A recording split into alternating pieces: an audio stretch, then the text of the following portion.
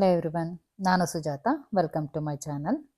ಇವತ್ತು ನಾನು ನಿಮ್ಮ ಜೊತೆ ಮಸಾಲ ರೊಟ್ಟಿ ಹೇಗೆ ಮಾಡೋದು ಅಂತ ಶೇರ್ ಮಾಡ್ಕೊತೀನಿ. ಸೊ ಮಸಾಲ ರೊಟ್ಟಿ ಅಂದರೆ ಸುಮಾರು ವೆರೈಟೀಸ್ ಮಾಡ್ತೀವಿ. ಇವತ್ತು ನಾನು ಮಸಾಲ ರೊಟ್ಟಿ ಅನ್ನೋದಕ್ಕಿಂತ ಬಾಣಲೆ ರೊಟ್ಟಿ ಅಂತ ಹೇಳ್ತಾರಲ್ಲ, ಅಂದರೆ ಡೈರೆಕ್ಟ್ ತವಾ ಮೇಲೆ ಅಥವಾ ಬಾಣಲೆಲಿ ತಟ್ಬಿಟ್ಟು ಮಾಡೋ ಅಂಥದ್ದು, ಅದನ್ನು ಹೇಗೆ ಮಾಡೋದು ಅಂತ ನಿಮ್ಮ ಜೊತೆ ಶೇರ್ ಮಾಡ್ಕೊತೀನಿ. ಈ ಅಂದರೆ ವಿಡಿಯೋನ ಫಸ್ಟ್ ಟೈಮ್ ನೋಡ್ತಿದ್ರೆ ನೀವೇನಾದರೂ ನನ್ನ ಚಾನಲ್ನ ಸಬ್ಸ್ಕ್ರೈಬ್ ಮಾಡ್ಕೊಂಡಿಲ್ಲ ಅಂದರೆ ಖಂಡಿತ ಚಾನಲ್ನ ಸಬ್ಸ್ಕ್ರೈಬ್ ಮಾಡ್ಕೊಳ್ಳಿ ಅಂತ ಹೇಳ್ತಾ ರೆಸಿಪಿನ ಸ್ಟಾರ್ಟ್ ಮಾಡ್ತೀನಿ.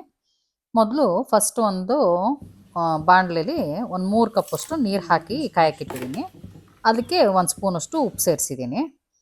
ಈಗ ನೀರು ಮರಳಿದ ಮೇಲೆ ಅದ್ರ ಕಾದ್ಮೇಲೆ 2 ಕಪ್ಪಷ್ಟು ಅಕ್ಕಿ ಹಿಟ್ಟು ಹಾಕ್ತಿದ್ದೀನಿ. ಇಲ್ಲಿ ಅಕ್ಕಿ ಹಿಟ್ಟು ಹಾಕ್ಬಿಟ್ಟು ಇದನ್ನು ಅಷ್ಟೇ, ಅಂದರೆ ಕುದಿಯೋ ನೀರಿಗೆ ಹಾಕಿದ್ದೀನಲ್ಲ, ಮತ್ತೇನು ಇದನ್ನು ಕುದಿಸೋಕೆ ಹೋಗಲ್ಲ. ಸ್ಟವ್ ಆಫ್ ಮಾಡಿಬಿಟ್ಟು ಇದನ್ನು ಮಿಕ್ಸ್ ಮಾಡ್ಕೊತೀನಿ ಎಲ್ಲ ನೀಟಾಗಿ. ಹಿಟ್ಟನ್ನು ಪೂರ್ತಿ ಕಲಸಿಲ್ಲ, ಜಸ್ಟ್ ಮಿಕ್ಸ್ ಮಾಡಿಬಿಟ್ಟು ಸೈಡ್ಗೆ ತಣ್ಣಗಾಕಿಡ್ತೀನಿ. ಇದು ತಣ್ಣಗಾಗೋ ಟೈಮಲ್ಲಿ ಇದಕ್ಕೆ ಒಂದು ಚಟ್ನಿನೂ ಮಾಡ್ಕೊಂಬೋಣ ಇವತ್ತು. ಸೊ ಚಟ್ನಿ ಇವತ್ತು ನಾನು ಕಡಲೆ ಬೀಜದ ಚಟ್ನಿ ಮಾಡ್ತಿದ್ದೀನಿ. ಸೊ ಕಡಲೆ ಬೀಜ ಜೊತೆಗೆ ಕಡಲೆಬೇಳೆ, ಉದ್ದಿನಬೇಳೆನೂ ಹಾಕ್ಬಿಟ್ಟು ಮಾಡ್ತಿದ್ದೀನಿ. ಅರ್ಧ ಕಪ್ಪು ಕಡಲೆ ಬೀಜ ತೊಗೊಂಡಿದ್ದೀನಿ. ಸೊ ಕಡಲೆ ಬೀಜನ ಹುರ್ಕೊಳ್ತೀನಿ ಫಸ್ಟು. ಇದು ಆಲ್ಮೋಸ್ಟ್ ಅರ್ಧ ಬರ್ಧ ಆಗಿದೆ ಅಂತ ಆದಮೇಲೆ ಕಡಲೆ ಬೀಜ 1-2 ಟೇಬಲ್ ಸ್ಪೂನಷ್ಟು ಕಡಲೆಬೇಳೆನೂ ಹಾಕ್ತೀನಿ. ಕಡಲೆಬೇಳೆನೂ ಹಾಕಿ ಅದನ್ನು ಜೊತೆಲಿ ಹುರ್ಕೊಳ್ತೀನಿ. ಈ ಕಡಲೆ ಬೀಜ ಕಡಲೆಬೇಳೆ ಎರಡೂ ಆಲ್ಮೋಸ್ಟ್ ಆಗಿದೆ ಅನ್ಬೇಕಾದ್ರೆ 1 ಸ್ಪೂನಷ್ಟು ಉದ್ದಿನಬೇಳೆ ಹಾಕೊತೀನಿ. ಆದರೆ ಉದ್ದಿನಬೇಳೆ ತುಂಬ ಬೇಗನೆ ರೋಸ್ಟ್ ಆಗೋಗುತ್ತೆ, ಹಾಗಾಗಿ ಲಾಸ್ಟ್ಗೆ ಹಾಕ್ಕೊತಿದ್ದೀನಿ. ಹಾಕ್ಕೊಂಡು ಅದನ್ನು 1-2 ನಿಮಿಷ ಮಿಕ್ಸ್ ಮಾಡ್ಕೊತೀನಿ ಸ್ಟವ್ ಮೇಲೇ.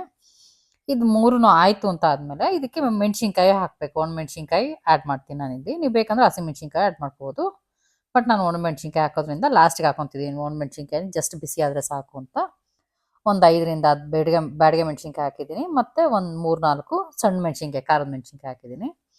ಮತ್ತು ಬೆಳ್ಳುಳ್ಳಿ ಒಂದು 3-4 ಎಸಳು ಬೆಳ್ಳುಳ್ಳಿ, ಸ್ವಲ್ಪ ಕರಿಬೇವಿನ ಸೊಪ್ಪು ಎಲ್ಲದನ್ನ ಹಾಕಿ ಜಸ್ಟ್ ಒಂದು 2 ನಿಮಿಷ ಇದನ್ನು ಸ್ಟವ್ ಮೇಲೆ ಬಿಸಿ ಮಾಡ್ಕೊತಿದ್ದೀನಿ ಅಷ್ಟೇ. ಜಸ್ಟ್ 2 ನಿಮಿಷ.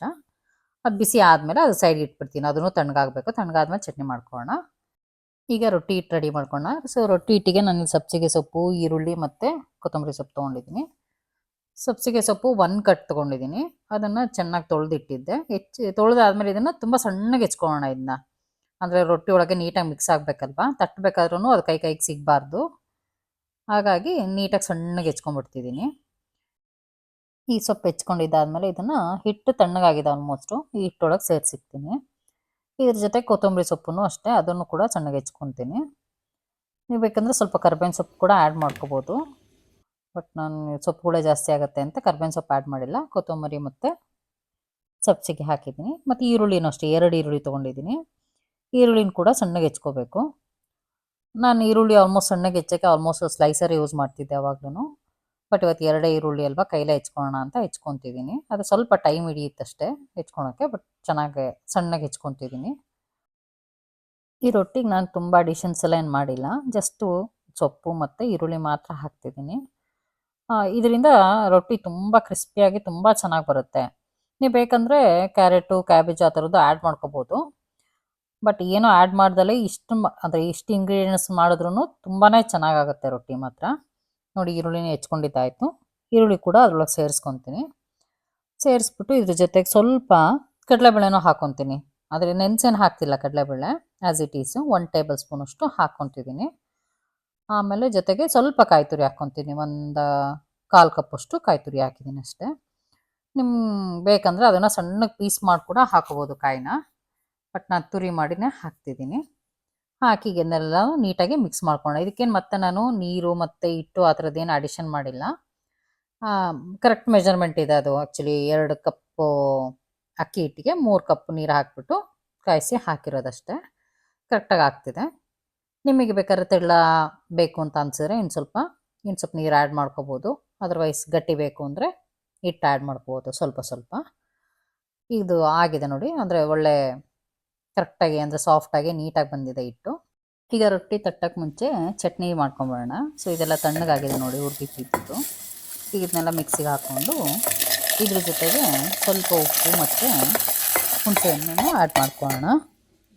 ನೋಡಿ ಇಲ್ಲಿ 1 ಸ್ಪೂನಷ್ಟು, 1 ಟೀ ಸ್ಪೂನಷ್ಟು ಉಪ್ಪು ಹಾಕ್ತಿದ್ದೀನಿ.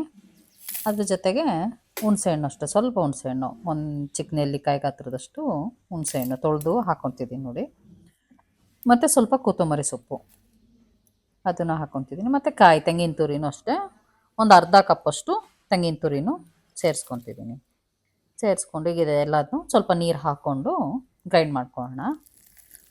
ನಿಮಗೆ ಬೇಕಂದ್ರೆ ತರಿ ಬೇಕು ಅಂದರೆ ಸ್ವಲ್ಪ ಹಾಗೇನೆ ರುಬ್ಕೋಬೋದು, ಇಲ್ಲ ಫೈನ್ ಪೇಸ್ಟ್ ಹಂಗೆ ಬೇಕು ಅಂದರೆ ಆ ಥರನೂ ರುಬ್ಕೋಬೋದು. ನಾನು ಸ್ವಲ್ಪ ನುಣ್ಣಗೆ ರುಬ್ಬಿದ್ದೀನಿ. ಎರಡು ಥರನೂ ಚೆನ್ನಾಗಿರುತ್ತೆ, ತರಿ ಇದ್ರೂ ಚೆನ್ನಾಗೇ ಇರುತ್ತೆ. ಈಗ ರೊಟ್ಟಿ ಮಾಡೋಕ್ಕೆ ಎಷ್ಟು ಬೇಕು ಅಷ್ಟು ಹಿಟ್ಟು ತೊಗೊಂಡ್ಬಿಟ್ಟು ನಾವು ಇದನ್ನು ನಾನು ಡೈರೆಕ್ಟಾಗಿ ಹೆಂಚು ಮೇಲೆ ತಟ್ಕೊತಿದ್ದೀನಿ. ಅಂದರೆ ತುಂಬ ತೆಳ್ಳಗಿರುತ್ತೆ ಹೆಂಚಿದು. ಸೊ ತೆಳ್ಳಗಿರೋ ರೊಟ್ಟಿ ಹೆಂಚಿದ್ರೆ ನೀವು ಅದ್ರ ಮೇಲೆ ತಟ್ಕೋಬೋದು. ಅದರ್ವೈಸ್ ಬಾಣಲೆ ಇರುತ್ತಲ್ಲ ಮನೇಲಿ, ಆ ಬಾಣಲೆಯಲ್ಲಿ ಕೂಡ ಎಣ್ಣೆನ ನೀಟಾಗಿ ಹಚ್ಕೊಂಡ್ಬಿಟ್ಟು ಅದಕ್ಕೆ ಬಾಣಲೆಗೆಲ್ಲ ಅದ್ರ ಮೇಲೂ ತಟ್ಕೋಬೋದು. ನಾನು ಈ ಥರದ ಹೆಂಚು ಒಂದು 3-4 ಮಾಡ್ಕೊಂಡ್ಬಿಟ್ಟಿದ್ದೀನಿ. ಸೊ ಒಂದಾದ್ಮೇಲೆ ಒಂದು ತಟ್ಬಿಟ್ಟು ಇಡ್ತಾ ಇರ್ತೀನಿ. ನಿಮ್ಗೆ ಈ ಥರ ಸಿಕ್ಕಿದ್ರೆ ಇದ್ರ ಮೇಲೆ ಮಾಡಿ, ಅದರ್ವೈಸ್ ಅದೇ ಮನೇಲಿರೋ ಬಾಣಲಿ ಹೆಂಚು ಯಾವ್ದಿರುತ್ತೆ ಅದ್ರ ಮೇಲೆ ತಟ್ಕೋಬೋದು. ಬಟ್ ಹಿಂಗೆ ಡೈರೆಕ್ಟಾಗಿ ತಟ್ಟು ಬೇಯಿಸಿದ್ದು ರೊಟ್ಟಿ ತುಂಬ ಟೇಸ್ಟಾಗಿರುತ್ತೆ. ಈ ಥರ ಒಂದು 2-3 ಹೆಂಚು ಇಟ್ಕೊಳೋದ್ರಿಂದ ಬೇಗನೆ ತಟ್ಟದಾಗೋಗುತ್ತೆ. ಅಂದರೆ ಒಂದು ಬೇಯ್ತಾ ಇರುತ್ತೆ, ಇನ್ನೊಂದ್ರಲ್ಲಿ ತಟ್ಟಿಕ್ಬಿಡ್ತೀವಿ. ಹಾಗಾಗಿ ನಾನು 2-3 ಒಟ್ಟಿಗೆ ತೊಗೊಂಡ್ಬಿಡ್ತೀನಿ. ಇನ್ನೊಂದು ಅದು ತಣ್ಣಗಾಗುತ್ತೆ ಅಷ್ಟರೊಳಗೆ. ಆ ಥರ ತೆಳ್ಳಗಿರೋದು ಏನಕ್ಕೆ ತೆಳ್ಳಗಿರ್ಬೇಕು ಅಂದರೆ ಇದು ಆರ್ಕೋಬೇಕಲ್ಲ ಮತ್ತೆ ಹೆಂಚು ತಟ್ಟಕ್ಕೆ ರೊಟ್ಟಿನ. ಸೊ ಹಾಗಾಗಿ ತೆಳ್ಳಗಿದ್ರೆ ಬೇಗ ಆರ್ಕೊಳತ್ತೆ ಅಂತ ತೆಳ್ಳಗಿರೋದು ಯೂಸ್ ಮಾಡೋದು. ರೊಟ್ಟಿ ತಟ್ಟಾದ್ಮೇಲೆ ಮಧ್ಯದಲ್ಲಿ ಒಂದು ಹೋಲ್ ಮಾಡಿಬಿಟ್ಟು ಸುತ್ತನೂ ಎಣ್ಣೆ ಹಾಕಿ ಮತ್ತೆ ಮಧ್ಯದಲ್ಲೂ ಎಣ್ಣೆ ಹಾಕ್ತೀನಿ. ಸೊ ಹಿಂಗೆ ಮಾಡೋದ್ರಿಂದ ಯೂನಿಫಾರ್ಮ್ ಆಗಿ ಸುತ್ತ ನೀಟಾಗಿ ಬೇಯುತ್ತೆ. ಅಂದ್ರೆ ಮಧ್ಯದಿಂದ ಗಾಳಿ ಹೋಗುತ್ತೆ, ಹಾಗಾಗಿ ಸುತ್ತನೂ ಬೇಯುತ್ತೆ. ನಮ್ಮ ಮನೇಲಂತೂ ಬಾಣಲಿ ರೊಟ್ಟಿ ಅಂದರೆ ಎಲ್ಲರಿಗೂ ಇಷ್ಟ. ಅಂದರೆ 1-2ಕ್ಕೆ ಆಲ್ಮೋಸ್ಟ್ ಹೊಟ್ಟೆ ತುಂಬೋದೇ ಇಲ್ಲ, ಎಷ್ಟು ತಿಂದರೂ ತಿಂತಾ ಇರಬೇಕು ಅಂತಲೇ ಅನಿಸ್ತಾ ಇರುತ್ತೆ. ಅಂದರೆ ಹೊಟ್ಟೆ ತುಂಬುತ್ತೆ, ಬಟ್ ಆದರೂ ಒಂಥರ ಸ್ಯಾಟಿಸ್ಫೈ ಆಗಲ್ಲ. ಅಂದರೆ ಇನ್ನೂ ಆಸೆ ತಿನ್ನಬೇಕು ಅನ್ನಂಗಿರುತ್ತೆ. ರೊಟ್ಟಿ ಐಟಮ್ಮೇ ಹಂಗೆ ಎಲ್ಲರಿಗೂ ಇಷ್ಟ ಆಗುತ್ತೆ. ಆಲ್ಮೋಸ್ಟ್ ಮಕ್ಳಿಗೂ ಹಾಗೆ ಇಷ್ಟ ಆಗುತ್ತೆ, ಮತ್ತು ದೊಡ್ಡವ್ರಿಗೂ ಹಾಗೆ ಇಷ್ಟ ಆಗುತ್ತೆ.